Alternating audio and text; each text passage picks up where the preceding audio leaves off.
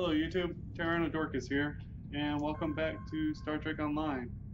This is actually, I'm not where I was when I ended the first one because I had a little technical issue and my game wasn't full screen. It didn't record the screen capture, so I'm having to do this all over again. But it does give me a good opportunity to show you a really great feature of this game. The ability to go back to older missions and redo them. And what's so great about that is that the rewards that they give to you for these missions do scale up with your character. So even if I'm like max level, or if I'm up to level 50, the rewards will be up to level 50 for me. So I would get equipment that's my level, experience that's my level, and that's something that not too many games do for you. And it's always fun to go through old missions that are kind of interesting, like the better written, well-written missions. So let's go ahead and rescue her.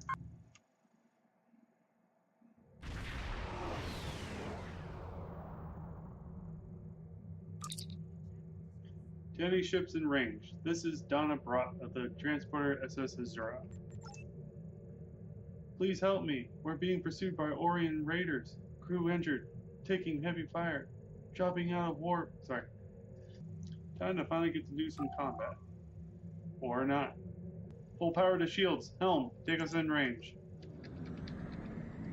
The combat in Star Trek Online is something I really like about this. It's pretty engaging.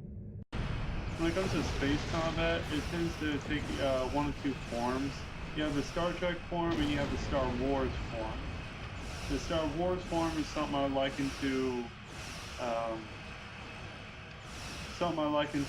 jet fighter combat, while Star Trek combat tends to act more as if it was two submarines fighting. This game does mostly the submarine-like fighting, but it does have that bit of element of jet fighter fighting, especially when you're playing as a Klingon faction. When it comes to Star Trek, I've been watching it for a very long time, when I was a kid. So whenever I started watching The Next Generation, I don't think they were making any of the new episodes at the time. I believe they're already done and finished. It's something that inspired me when I was a kid, especially when it comes to space and technology. Every time whenever I think of a future, it's the Star Trek future. If I had to pick one between Star Trek and Star Wars, it would definitely be the Star Trek version. I mean, it's hard to beat like a Utopia and the holodeck. So characters that I liked when I was growing up watching Next Generation, my two favorite were Data and Geordi. Alright, let's do this. Transporter Chief, beam us out. Sir, I'm picking up multiple life signs. Okay. Plasma leaks are blocking our path to the survivors. I'm sorry if you're really interested in reading all that. I'm sure you can pause it if you really wish to read. I do encourage you to come and play this yourself. The early missions have been updated. If you've been to if you actually played if you played Star Trek Online earlier, the starting mission to get you to ship has been changed for the Federation. The Klingons do have their own missions now, like the Federation. They're not a PvP only faction. So you can play it through 100% PvE, and I have got a character. My highest level character, I think, is my Klingon faction. So watching Star Trek, whenever I was growing up, it was the ability, or it's the thing where they were able to solve a lot of their problems and issues through either diplomacy or technology. And not everything was about fighting. More or less, it's always been about how to solve your problems without fighting. And that's something that really stuck with me whenever it comes to Star Trek. And that's why I love it so much. But Star Trek, they didn't fight everything. They didn't have to. As a matter of fact, they preferred not to. The stories were well written. I can't help her. I need to be a science officer. The stories were well written and they're always very engaging. For the most part, there have been boring episodes. Don't get me wrong. I love Star Trek to death, but not all of them are a win. So whenever Voyager started coming out, I was there day one for Voyager. I love Star Trek Next Generation. I wanted to be there for Voyager when it was doing its thing. And I was there from beginning to end. I've watched probably all, if not most, of the episodes of Voyager. I don't know how many people like Voyager. I did. There's something I like about this game. That like the people that you saw earlier that were on the ground, I was saying that I couldn't help because I'm not a science officer. It's because they added in these things that you can do every once in a while. They're very few and far between, and they're mostly just for story. But they allow your class to do something special that the other classes can't do. So as a technical officer, I was able to get that plasma to come out. As a science officer, I could have helped those people. Engineering officer, I could have helped stabilize the warp field, so I didn't have to worry about the ship blowing up. I could have saved it. I'm sorry, spoiler alert. So back to Voyager. As much as I love Geordi LaForge and Data in Next Generation, the B'Elanna really wasn't my favorite. Actually, my favorite and there was Captain Janeway. Kind of like Picard in her own right, because I guess all captains have to be that mother, father figure for their crew. It was something about Janeway. I just loved watching her, how she was able to solve her problems and depend on her crew as much as she has. And between her and Tuvok, I love how those two work together. Scanning. We need to get off this thing. Let's go. Keep them up.